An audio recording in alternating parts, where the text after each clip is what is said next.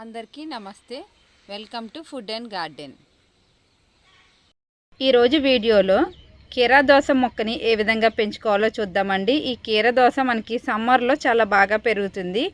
దీన్ని ఎటువంటి సాయిల్లో పెట్టాలి, అలాగే కంటైనర్ ఏ సైజులో ఉండాలి, దీనికి ఫెర్టిలైజర్ ఏ విధంగా ఇవ్వాలి, అలాగే పెస్ట్ వచ్చినప్పుడు మనం ఎలాంటి ఫెర్టిలైజర్ అనేది ఇవ్వాలి, ఇవన్నీ కూడా ఈ వీడియోలో అయితే చూద్దామండి. ఇవి కీరా దోస సీడ్స్ అండి. ఇవి మనకి మార్కెట్లో సీడ్ షాప్ ఉంటాయి కదా, అందులో అయినా తెచ్చుకోవచ్చండి. లేదంటే మనం మార్కెట్ నుంచి కూరగాయలు తెచ్చుకున్నప్పుడు కొంచెం ముదురైన కీరా దోసకాయ తెచ్చుకుని వాటి నుంచి సీడ్స్ కూడా కలెక్ట్ చేసుకుని ఇలాగా మనం కాస్త ఎండబెట్టుకుంటే మనకి ఇలా సీడ్స్ అనేవి వస్తాయండి. నేను ప్రతి కూరగాయ కూడా నేను మార్కెట్ నుంచి కూరగాయలు తెచ్చుకున్నప్పుడు నాకు నచ్చిన కూరగాయలోంచి సీడ్స్ అనేవి కలెక్ట్ చేసుకుని ఇలా స్టోర్ చేసి అయితే పెట్టుకుంటాను. కూరగాయల్లోంచి సీడ్స్ కలెక్ట్ చేసుకున్నప్పుడు మనం ఎండలో అయితే ఎండబెట్టకూడదండి. సీడ్స్ని ఒక రోజంతా కూడా నీడలో ఎండబెట్టుకున్న తర్వాత మనం పేపర్లో కానీ ఒక డబ్బాలో కానీ ఈ సీడ్స్ని చక్కగా స్టోర్ చేసుకోవాలి. మార్కెట్లో కొన్న సీడ్స్ అనుకో మనకి కాస్ట్ ఎక్కువ ఉంటుందండి. అలాగే మనకి చాలా తక్కువ సీడ్స్ కూడా ఇస్తారు. కాకుండా మనం ఇలాగ మనమే కూరగాయల నుంచి విత్తనాలు అనేవి సేకరించుకుంటే ఎక్కువ సీడ్స్ అనేవి వస్తాయి. వీటి జర్మినేషన్ రేట్ కూడా చాలా బాగుంటుంది. మట్టిని కాస్త కదిలించుకుని చక్కగా లూజ్ చేసుకుని అప్పుడు మనం ఈ కీరా దోస సీడ్స్ ఉన్నాయి కదండి, మనకి ఎన్ని మొక్కలు కావాలంటే అన్ని కాకుండా కాస్త ఎక్కువ వేసుకోవాలి. ఎందుకంటే ఒక్కొక్కసారి కొన్ని సీడ్స్ అనేవి జర్మినేట్ అవ్వవు కదా. అలాగే మనం ఎలాంటి కుండీలో పెట్టుకోవాలంటే ఇప్పుడు మనం ఈ కుండీలో పెట్టుకోవాలంటే డైరెక్ట్గా కూడా పెట్టుకోవచ్చు. లేదంటే మనకి సీడ్లింగ్ ట్రేలో కూడా వేసుకుని అప్పుడు ఈ సీడ్స్ని కాస్త మొలకలు వచ్చిన తర్వాత ట్రాన్స్ప్లాంట్ చేసుకోవచ్చు. మనం జస్ట్ సాయిల్లో ఇలా వేసి ఇలా మట్టితో కవర్ చేసేసామంటే మనకి చక్కగా మొలకలు అనేవి వస్తాయి. ఇలా వేసిన తర్వాత కాస్త వాటర్ చేయడమేనండి. మనకి ఒక 1 వీక్లోనే మొలకలు అనేవి వచ్చేస్తాయి. ఒక 1 వీక్ తర్వాత కీరా దోస మొక్కలు చూసారా చక్కగా ఎలాగ వచ్చినాయో, ఇలాగ 2 ఆకులు వేసుకుంటూ ఒక 1 వీక్కి వస్తాయండి. కీరా దోస పాదుల్ని మనం ఎలాంటి కంటైనర్లో పెట్టుకోవాలి అంటే వెడల్పు ఎక్కువగా ఉండి లోతు ఎక్కువగా ఉన్న కంటైనర్లో పెట్టుకుంటే మనకి పాదు అనేది చక్కగా ఎదిగి కాయలు కూడా చక్కగా కాస్తుందండి. ఇలా 100 రూపీస్ బ్లాక్ టబ్ అయితే చాలా బాగుంటుంది. లేదంటే గ్రో బ్యాగ్స్లో కూడా వెడల్పు ఎక్కువగా ఉన్న గ్రో బ్యాగ్స్లో అయితే పెట్టుకోవాలి. చూడండి, ఒక 10 డేస్ 15 డేస్ తర్వాత ఈ కీర మొక్కలు చక్కగా ఇలాగ పెరుగుతున్నాయి. అప్పుడే వీటికి లైట్గా పూత కూడా వస్తుంది చూసారా. దీనికి చూసారా అడుగున మనకి ఫస్ట్లో వచ్చినప్పుడు 2 ఆకులు వస్తాయి కదా, ఈ 2 ఆకులు మాత్రం తీసేయాలండి. ఎందుకంటే ఇవి ఎనర్జీ అంతా తీసేసుకుంటాయి. వీటి వల్ల యూజ్ అయితే ఏముండదు. అడుగున ఉన్న ఈ 2 ఆకుల్ని కూడా రిమూవ్ చేసేయాలి. కీరా మొక్కలకి సాయిల్ మిక్స్ ఏ విధంగా ఉండాలి అంటే ఒక 40% గార్డెన్ సాయిల్, 30% వర్మి కంపోస్ట్, ఒక 20% ఇసుక కలపాలండి. అలాగే ఒక గుప్పెడు వేపపిండి కూడా వేసుకోవాలి. రూట్స్ నుంచి అలాంటి ఇన్ఫెక్షన్స్ రాకుండా ఉండడానికి. అలాంటి సాయిల్లో అయితే మనకి కీరా మొక్కలు చాలా బాగా పెరుగుతాయి. ఎప్పుడు కూడా మనకి సాయిల్ అనేది మంచిగా గొల్లగా ఉండాలి. మనం వేసిన వాటర్ ఎప్పటికప్పుడు డ్రైన్ అయిపోవాలి. ఈ కీరా మొక్కలు మనకి సమ్మర్లో చాలా బాగా పెరుగుతాయండి. అలాగే వాటర్ కూడా రెగ్యులర్గా చేయాలి. చూసారా, టాప్ సాయిల్ ఎప్పుడు కూడా ఇలాగా తడిగా ఉండాలి, డ్రై అయిపోకూడదు. అప్పుడే మనకి మొక్కలు అనేవి చక్కగా పెరుగుతాయి. ఇలా మొక్కలు ఎదుగుతున్నప్పుడు వీటికి సపోర్ట్ అయితే ఇవ్వాలండి. మనకి కొబ్బరి తాడుతో కానీ దేంతో అన్నా సరే మనకి సపోర్ట్ అయితే ఇవ్వాలి. ఈ కీర దోస మొక్క మనకి 30 డేస్లో ఇలా చక్కగా పెరుగుతుందండి. అప్పుడు మనం ఇలా సపోర్ట్ అనేది ఇవ్వాలి. సపోర్ట్ ఇవ్వడం వల్ల మనకి పాదు అనేది చక్కగా ఎదిగి మొక్కలు కూడా చక్కగా పాదు అంతా కూడా మంచిగా పెరుగుతుంది. చూసారా దీనికి ఎన్ని ఫ్లవర్స్ వచ్చాయో. దీనికి ఎల్లో కలర్లో ఇలా ఫ్లవర్ ఉంటుందండి. ఉట్టి ఫ్లవర్ ఉన్న దాన్ని మేల్ ఫ్లవర్ అంటారండి. వెనక ఏమీ కాయ లేకుండా ఉట్టి ఫ్లవర్ ఉంటే అది మేల్ ఫ్లవరు. ఇలా కాయ ఉండి ఎదర ఫ్లవర్ ఉంటే దాన్ని ఫీమేల్ ఫ్లవర్ అంటారు. ఇప్పుడు హ్యాండ్ పాలినేషన్ ఏ విధంగా చేయాలి అంటే మనకి మేల్ ఫ్లవర్ అయితే తీసుకోవాలి. ఇలా మేల్ ఫ్లవర్, దీని వెనక ఏమీ కాయ లేదు చూసారా. ఇక్కడ చూడండి, ఇక్కడ ఫీమేల్ ఫ్లవర్ ఉంది, వెనక కాయ ఉండి ఇక్కడ ఫ్లవర్ ఉంటుంది. దీన్ని ఫీమేల్ ఫ్లవర్ అంటారు. ఈ మేల్ ఫ్లవర్ తీసుకుని దీని పెటల్స్ అన్నీ రిమూవ్ చేసేసి ఇక్కడ వీడియోలో చూపిస్తున్నాను చూసారా.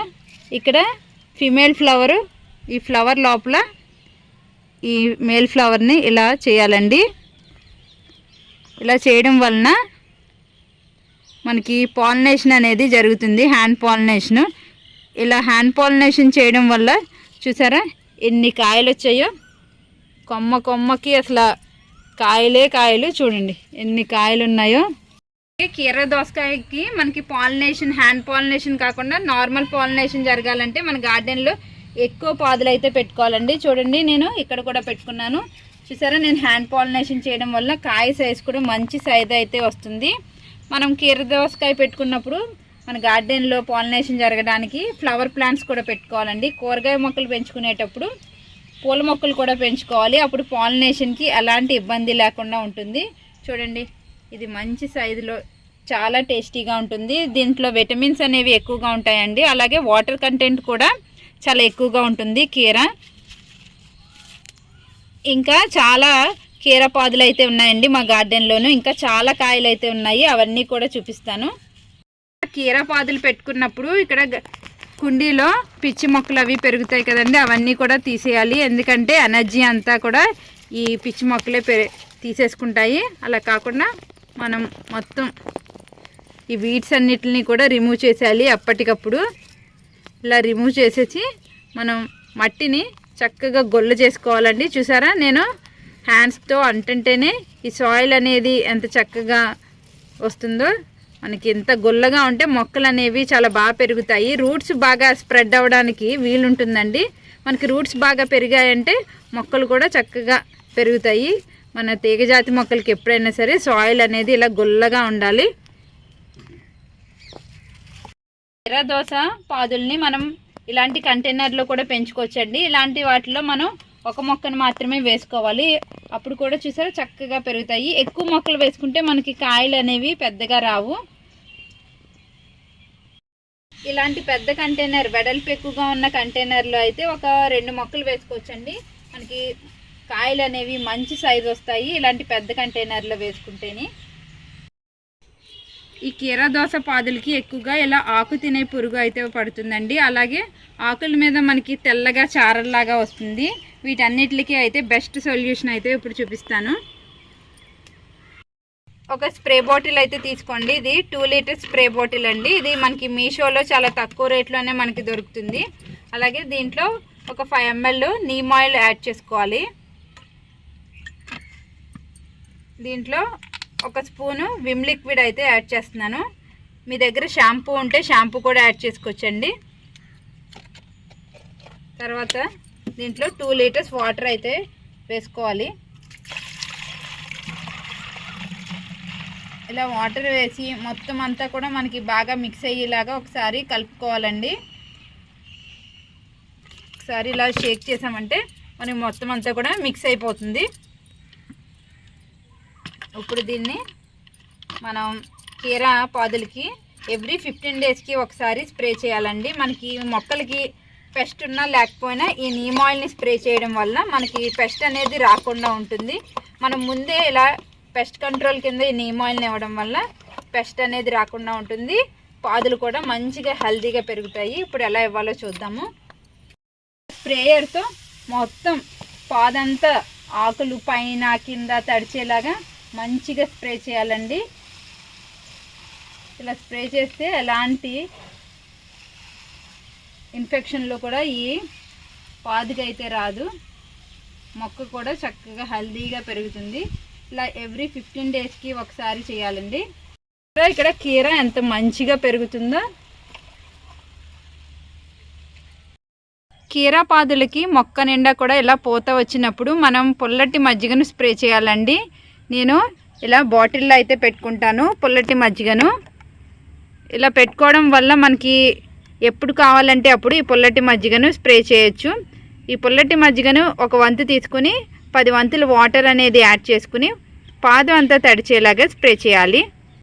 ఇలా బాగా డైల్యూట్ చేసిన పుల్లటి మజ్జిగను ఇలాగ పాదం అంతా తడిచేలాగా మనం స్ప్రే అయితే చేయాలండి. అప్పుడు ఈ కీరలు చక్కగా ఇలాగ పాలినేషన్ అనేది చక్కగా జరిగి మనకి కాయలు కూడా ఆకుకి ఒక కాయ వచ్చినట్టు వస్తుంది. చూసారా ఈ తీగకి ఎన్ని కాయలు ఉన్నాయో, మొక్క నిండా కూడా కాయలే ఉన్నాయి చూడండి. ఇలా మొత్తం కింద పైన ఆకులన్నీ కూడా తడిచేలాగా మొత్తం అంతా కూడా మనం స్ప్రే చేయాలి. ఇలా మొత్తం పాదు అంతా తడిచేలాగా స్ప్రే చేయాలి. చూడండి, ఇలా స్ప్రే చేయడం వల్ల మనకి పాలినేషన్ కూడా చక్కగా జరుగుతుంది. ఆకుకి కూడా కాయలు అనేవి చూసారా ఎంత చక్కగా అయితే వస్తున్నాయో.